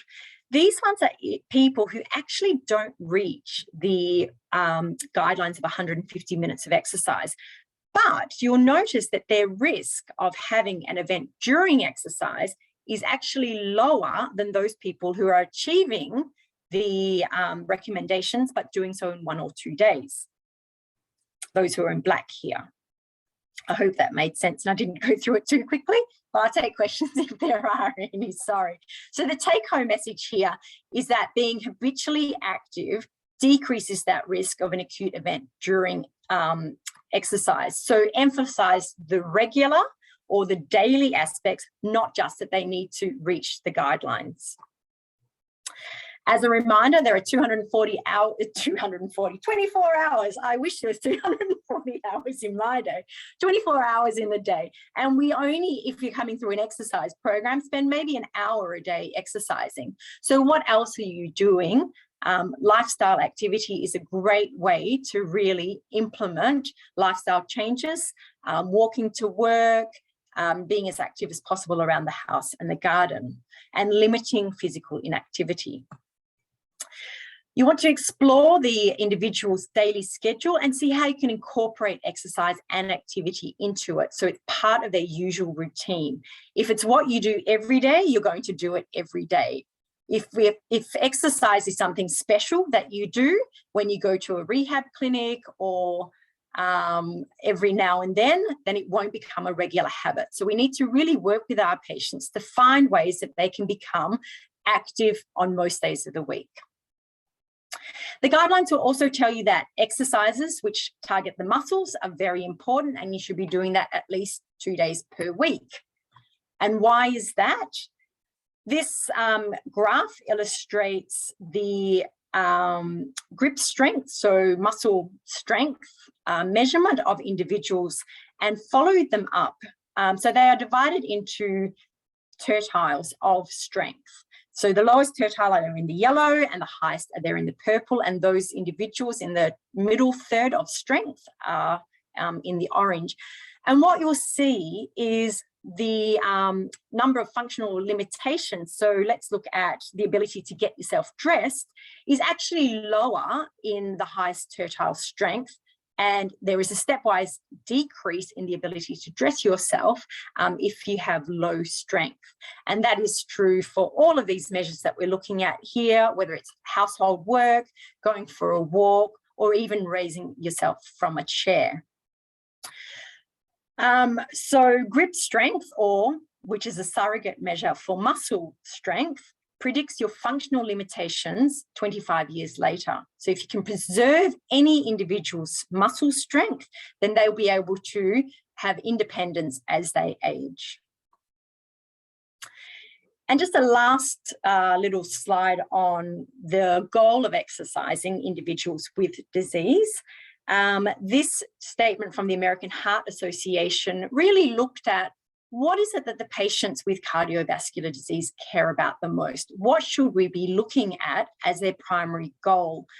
And remember that there are different goals from the practitioner to the patient. But really, universally, if you can enhance the functional capacity so that you can preserve the independence and quality of life of the patient, then everyone is getting the best outcomes that they possibly can. And so that is defined as a VO2 max of about 18 mils per kilo per minute, or 5 METs of exercise capacity. So a lot of the patients want to see functional fitness, and a lot of practitioners want to see that goal being achieved of 18 mils per kilo per minute. That is also the magic number that helps an individual survive the anesthesia if they're going for a surgery. We know that the outcomes are going to be much better if you are able to increase the functional capacity of that individual to that level. Okay, so let's get practical. When we're talking about exercise, there are some very loose ways that we can define it. So we look at the frequency, the intensity of the exercise, the type, and the time or the duration of exercise. I call this the toolbox that we have to work with. There's not much else, maybe blood pressure and heart rate responses. When you are across from a patient who is exercising, you can have a look at them, you can talk to them, and you can manipulate these things. So how do we decide what exercise and how to prescribe that exercise to benefit the patient so that they can get all of those amazing benefits that we've already heard about this morning? So this is just reminding us that not every individual is the same. We need to personalize the prescription. While the guidelines give us some very good indications of who's going to be safe and what we should be doing, it doesn't tell us about you as an individual. if I'm across from you and I wanted to exercise, then you have to consider what is my baseline. So what you're seeing here is a Lamborghini versus a family station sedan, or a people mover, we call them here in Australia. So if you were to imagine these cars going from 0 to 200 kilometers an hour, that's probably not even at the maximum capacity of that Lamborghini, whereas it's going to exceed the capacity of the white van that we have there. So depending on where they are to start with, or the power of that engine, you are going to prescribe accordingly. So you want to understand your patients, their fitness, the usual activity levels, body weight, their sex, severity of their disease, whether or not they have symptoms that limit anything, and are there any precautions that we need to be aware of, like they've had a sternotomy, so we need to be careful of that. So really we're trying to decide, are we prescribing for the Lamborghini or for the family car? To do that, before you exercise any individual, you need to not just make sure that they're going to be safe overall, but on the day, the clinical presentation of diseased individuals can vary greatly. So what is their clinical status? Do they have any chest discomfort or angina at the moment? What about dyspnea, shortness of breath? Any lightheadedness, palpitations, fatigue or weakness, which shows that their exercise tolerance may not be what it used to be, or other symptoms indicative of a change in clinical status? Are they cold and clammy, stomach upset, or are they generally not feeling well? There might be a flu or something in the background, or it can actually be a deterioration of clinical cardiovascular status. So as an example, these are the things that you should be careful of on the day. You've already determined whether or not the person is going to be high risk to exercise, but that day you need to think of them as a new person. So is there a new onset of atrial fibrillation? It might not have been recorded in the history, but on the day, person comes in, you're taking their heart rate or blood pressure, and you notice that something's a little bit different. You might be able to diagnose that they're in atrial fibrillation, or as I said before, you might notice that their heart rate is higher than normal. And that is generally going to be an indication that there is an arrhythmia. And the most common arrhythmia in individuals over the age of 65 is atrial fibrillation. So if you can put an ECG on, if that has not been treated, do not exercise the individual until that has been medically managed. Are there any acute, severe or systemic illnesses on the day? Has there been any recent events or any changes in their clinical status, looking at the questions in the previous slide? Oh, so the other consideration is the blood pressure. Is it too high? Which is defined as a systolic blood pressure over 200, or a diastolic blood pressure over 110? Or is it too low? And who defines how low it is? So really the question that's going to guide you the best here, is it different from their usual blood pressure? If a person has hypertension and their blood pressure is going to be 145 on 90 usually, and today they come in and it's 120 on 80, don't be fooled that that's a good blood pressure.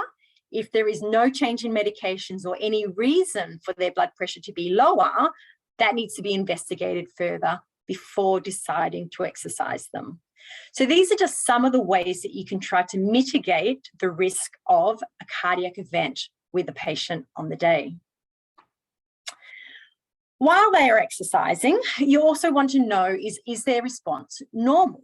So how do we know that? So normal heart rate response, you can try to use some of the suggestions in the literature of how to figure out what someone's estimated maximum heart rate would be based on their age.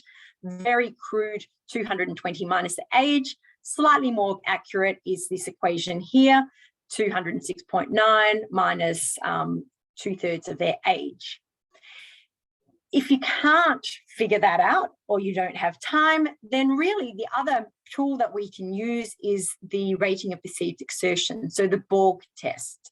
So that is where you're rating how hard are you working, between 6 and 20. And the reason that we do that is if you multiply that number by 10, you should have a pretty good indication of that person's heart rate. That is going to be important for you because, again, remember that rate pressure product or their ischemic threshold.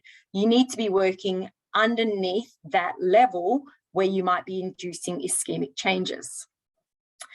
And if you can't use heart rate that you're monitoring or the RPE, then there's always the talk or the sing test. Can the person have a full conversation with you? Are they able to have brief words while they're talking, or are they gasping for breath because of the exercise? So that gives you an indication of the intensity and their response. If they have an arrhythmia, then they are going to be more short of breath than usual. You also want to be looking at if there's any drops in heart rate during an increased intensity of exercise, any changes in rhythm, even if you're not sure what it is. A change in rhythm while they're exercising is not normal and needs to be investigated, and any symptoms.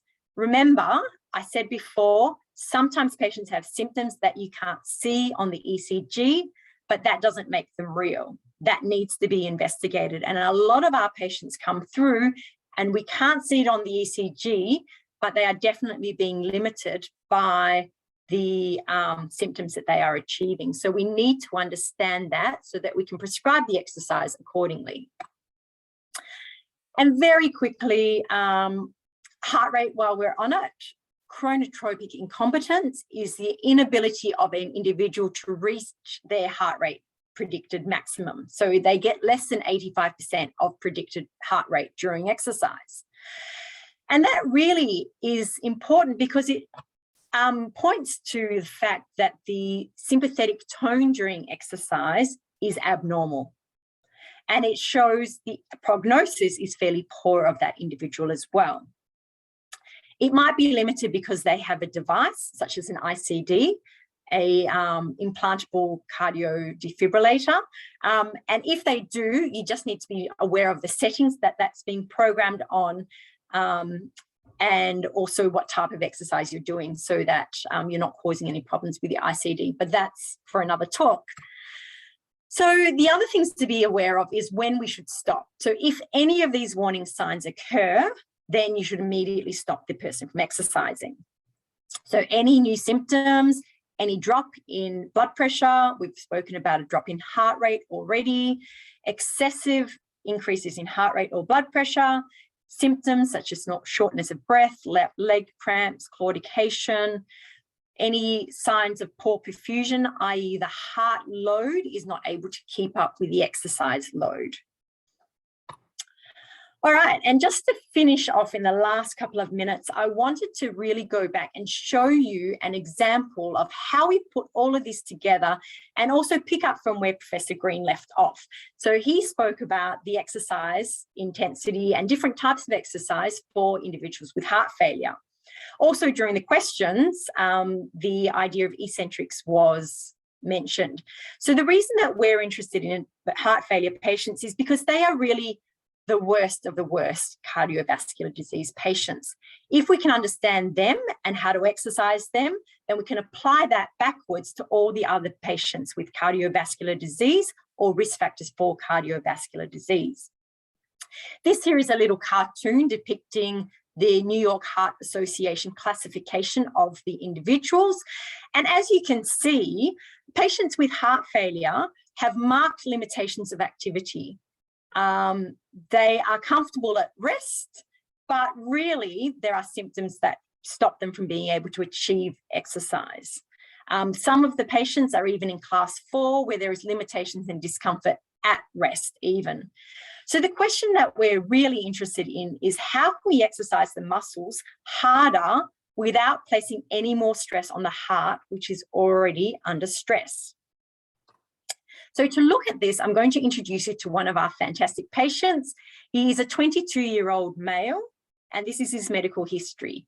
He has Marfan syndrome.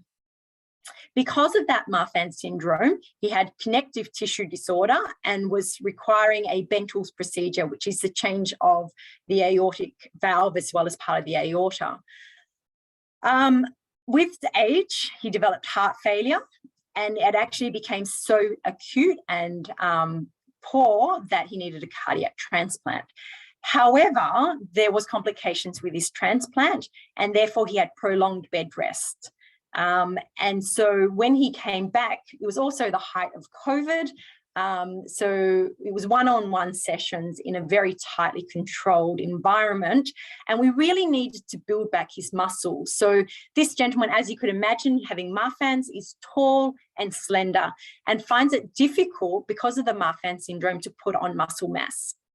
So we had to think very hard, how do we help someone with a very poor heart who's just had a heart transplant now, a lot of deterioration, loss of muscle mass. He came in at 54 kilos and he's 190 centimeters. So really tall and skinny with almost no muscles after prolonged bed rest. As well as that, the heart transplant only changes the heart, but not the peripheral vessels. So there is still connective tissue disorder and a dysfunction of the peripheral vasculature. So what did we do? And this is Christian, 22-year-old. You can see how tall and thin he is. And this is eccentric exercise cycling. So you can see while he's pedaling, his legs are actually moving backwards. There is a motor in the cycle which is moving around, and his job is to try to resist the bike.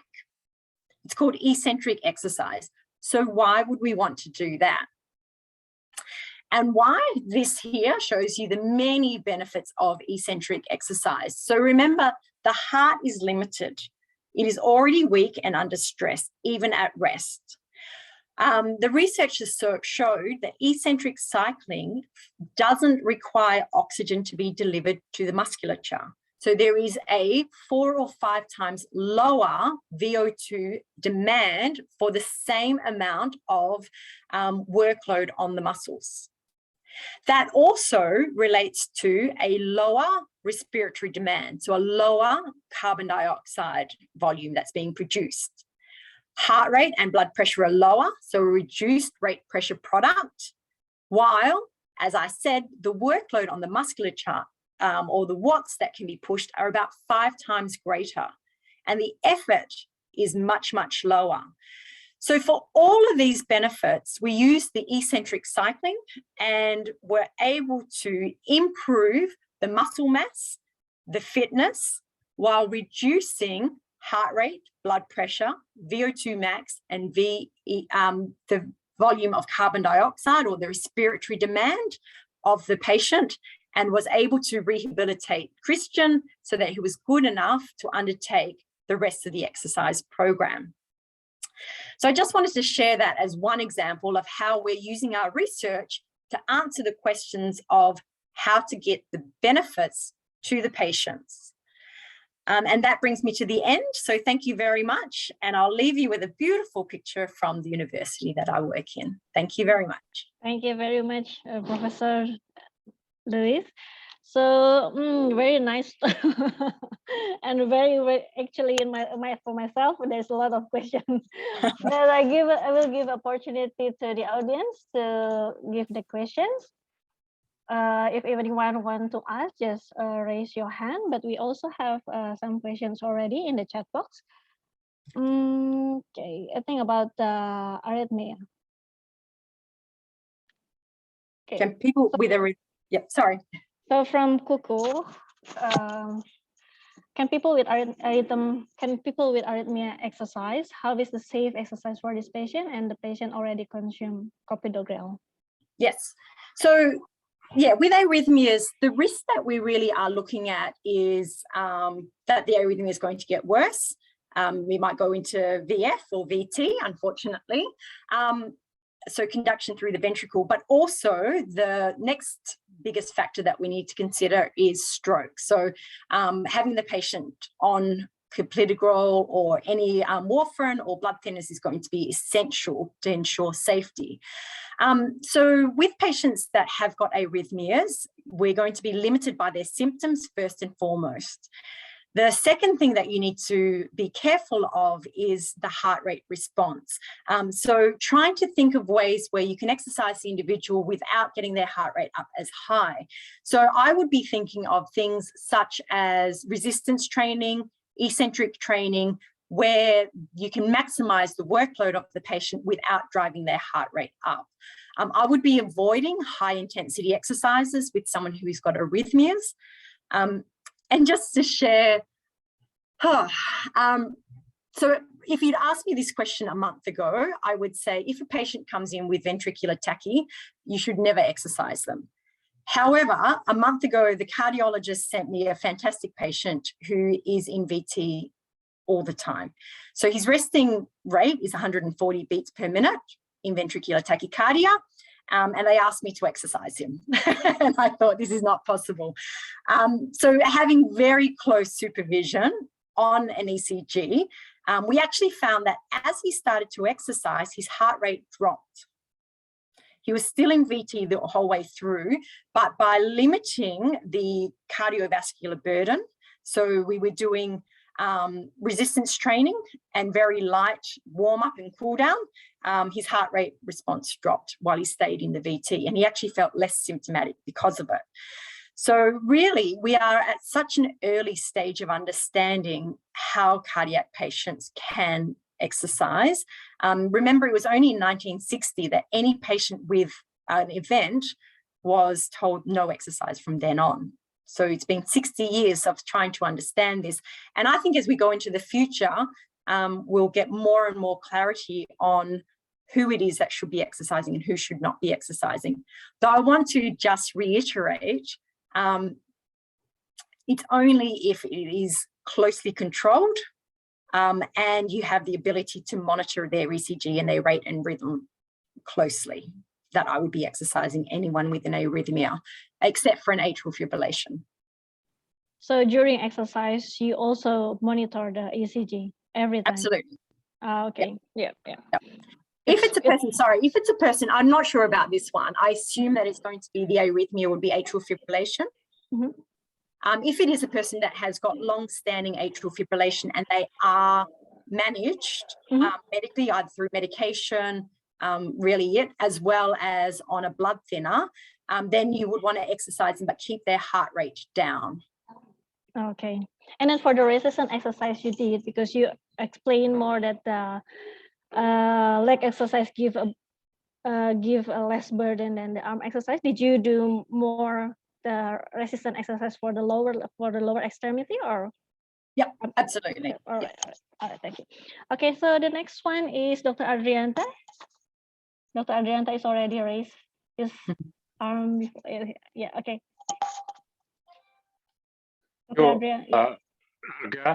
Yes. Good morning, Professor Louise. Very nice lecture also today. If for primary prevention, your formula is frequency, intensity, and the double T. So according to you, which one is the most important of the four? Second question is, now you have opportunity to measure by genetic DNA your type of exercise. How is this update now for you? Is it worthwhile to measure this DNA? It's not so expensive. In Indonesia now you can do that. And then they said you have chance if you exercise aerobic or the strength resistance. Can you update for us about this? Thank you, Prof. Louise. Thank you very much. Thank you for those amazing questions as well. So the first one, from the frequency, intensity, time, which one is more important in my opinion? I would start with frequency. As you saw the data showing that those people who habitually exercise are reducing their risk of an event during exercise. So if you can first build on the frequency that you're trying to get individuals to be exercising at least 3 days, but preferably 5 or every single day of the week, then you're going to be reducing the risk. So for primary prevention, there's a risk of there being an event during exercise. Apart from that, you really need to be then looking at the intensity and the type to make sure that you're keeping it within the ischemic threshold. So what is their response going to be in terms of their blood pressure? What is their response going to be in terms of the heart rate? And can you manipulate those to reduce the likelihood of them hitting their ischemic threshold? So I think I sort of hedged my bets a bit more than one way, but if I had to choose one, I would go with frequency. The second question was about genetic testing for exercise prescription. And this is a very interesting question. It's actually a study that Prof. Green and myself have been doing with some PhD students, where we were looking for the genetic as well as the environmental contribution to responsiveness to exercise. So the theory behind this is if you give 2 people an identical exercise prescription, then they will not necessarily have the same response to exercise. In fact, what we know from the literature is about 30% of all people who are exercising in the same program for any outcome measure, whether it's their blood pressure, whether it's their strength, their VO2, whatever you're measuring, about 30% of those people will benefit. They'll get a really good response. And maybe about 25 to 30% of people will get a negative response. So they'll actually get less fit or less strong or have worse cholesterol or have worse blood pressure. So there is an individual responsive rate to different types of exercise. So the question here is, can we do a genetic test to determine which type of exercise you want to be doing? And I think the answer is yes. However, I don't think that the science is there yet to be able to tell us which part of your gene is going to determine whether or not you're going to respond to exercise. The way that we addressed this question was by doing a twin study. So identical twins, monozygotic, and non-identical or dizygotic twins. And we exercised them as a twin pair. So identical exercise prescriptions for each of the twins, and we looked at their responsive rate. And so the theory here is that the identical or the monozygotic twins, if they have a very good correlation in their response rate between twin A and twin B, compared to the dizygotic twins who theoretically only share half of their DNA, then we can determine or tease out how much of the response rate is going to be genetic. The other thing that we did was also had the twin pairs do both types of exercise training. So they came through, did 3 months next to each other of matched aerobic exercise. Then they had a washout period, and they also did a 3-month matched side-by-side exercise using resistance exercise training. So that's how we tried to determine whether there was a genetic component. And there are a lot of outcome measures from those studies, and you'll be able to find them in many publications, depending on which outcome measure you're interested in. So I think, yes, definitely this is something that we should be looking at, but I would be not suggesting that by doing a genetic test that you can get, you would know which type of exercise is going to be beneficial for you. I think that's premature from the science. Thank you, Prof. Louise. Thank you very much. Thank you, Professor Louise. Probably just continue a bit from the questions of Dr. Adrianta. You said about the fit, from the fit, which is more important is the frequency. Well, if we're looking back into your slide from the guidelines from European, Australians, from intensity, I can see that all the intensity is up to moderate. But we know already that some of the researchers also doing the high intensity. And we sometimes, a doctor also in Indonesia is quite afraid to do the high intensity exercise for the people with the heart failure or other cardiovascular disease. What do you think about that? About this? So one of the studies that we did at the hospital in heart failure patients that have ventricular assist devices. So this is a pump that sits inside of the left ventricle to reduce the workload of the heart. The pump actually extracts the cardiac output and bypasses the ventricle and puts it directly into the aorta. And so with these patients, you know, very, very sick, the most advanced heart failure patients you can have, we thought maybe the higher intensity exercise can be more beneficial. But what we need to be aware of is when we talk about high intensity exercise, we're not talking about supramaximal exercise intensity. A lot of the heart failure patients, when you're exercising them naturally, will be almost at their maximum capacity. So for a heart failure patient, walking just down the road is beyond your maximal capacity. If your VO2 max, and so the number that we're looking at for those who are eligible for transplant, it's going to be about 13.5 mils per kilo. That means that you would be able to very slowly walk about 50 meters without being limited by symptoms. So by getting them on a treadmill and doing 5 minutes of exercise, you're actually almost at their maximum intensity anyhow. So if we're looking at relative to the person, remember, we're not looking at our Lamborghinis and Ferraris in a heart failure patient. We're looking at other cars. And I don't want to mention any specific ones here. And so we probably are already getting our patients up towards a higher intensity. However, we also do need to be mindful of, I think, as long as you can control their heart rate to increase the filling or the perfusion time, you're going to be reducing the likelihood of ischemic events occurring as well. So if you are going to be monitoring individuals fairly tightly, then you can go into the higher levels with a warning that first they need to be habitually exercising. All right. Thank you. Is it okay for you to extend a little bit more for 5 minutes? Sure. Okay. That's okay for you. Okay. Is there any question more from probably from the students? Oh, there's a question here in the chat about eccentric exercise as a risk for muscle soreness. Yes, very good point. And so eccentric exercise was very popular in the 1960s. You found a lot of elite level athletes were using eccentrics. However, it hasn't been adopted so much into clinical groups because of the extreme muscle soreness that we have as a follow-up there.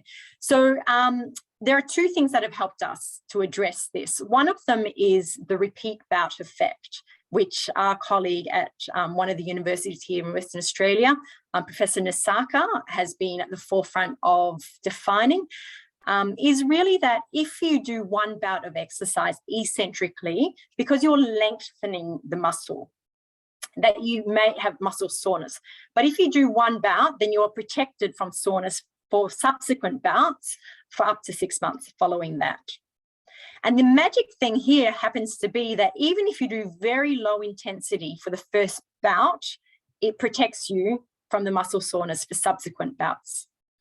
So the way that we've got around this with our heart failure patients in the trial that we're currently running, and also in others that we're using this type of exercise for, is the first session is about 1 or 2 minutes long.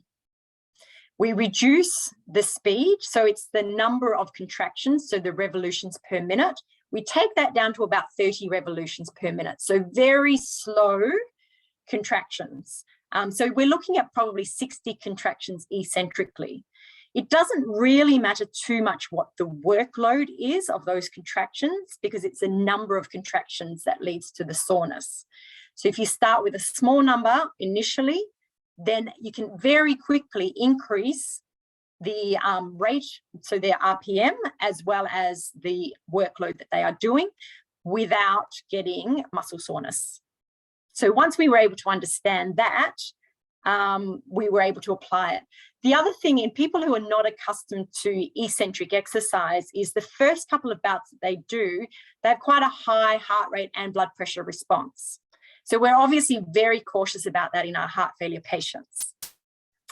So again, doing a very low, slow familiarization protocol has helped us as they've learned how to do this technique and how to not have muscle soreness, then we can very quickly again ramp it up. Okay. Probably I will continue Dr. Bambang questions, because it's really interesting about the eccentric exercise. It's quite new, but you know that for the practical application in daily life, it's quite difficult for us to find the eccentric bike. So what do you suggest for that? Is there any example of type of exercise that we can do for this kind of exercise? Absolutely. So they are very practical. Everything that has a concentric component has an eccentric component. So even when you're doing a squat, you're using your muscle groups concentrically and eccentrically because you have to go down and up. The easiest ways to do the eccentric contraction is to do the lengthening phase. So if you're doing your, where's my arm? Here's your bicep curl, you're coming up, that's concentric, and that's the eccentric phase. So slowly doing the eccentric phase is going to build that up in whatever exercise you're doing resistance. The easiest ways, and this was another really cool study that Prof. Misaka did, walking up and walking downstairs. So walking downstairs or walking down a hill is an eccentric exercise. They had individuals that were randomized into a concentric or an eccentric group. And to get them to do the eccentric or concentric contractions, what they actually did was they used a multi-story level building with a lift and stairs. So one group caught the lift to the top and walked down. They were the eccentric group. The other group caught the lift down and walked up the stairs. So that was the concentric group. So by doing that, they were able to show the benefits for the cardiac system as well as the metabolic control of these patients was much greater in the eccentric group, as was their enjoyment of the exercise. If you've ever walked down the stairs, it's much, much easier than walking up the stairs. Of course, yeah. Okay, thank you, Professor Liz. I think that our time is already 7 past to 10. So actually, probably there is a lot more questions from the audience in here, but our time is up, and I also have another lecture after this. Thank you so much for your time. We really appreciate that we have opportunity to have a lecture from you, and probably next time we can meet again and have another lecture from you. Thank you so much, Professor. Thank you very much. Thank you, and looking forward to your lecture, Aga. Yeah. All right, I'll see you again, Liz. Have a nice day and have a nice holiday for your end year. Thank you. And for everyone in here, thank you so much for coming today. Please apologize if we have probably extended all the time and so on. We'll meet you again in another lectures, probably within this week. We have another lecture for, I think, sport injury management from the one of the orthopedics from the MSU from the Malaysia. So see you again in another lectures. Wassalamualaikum warahmatullahi wabarakatuh. Bye.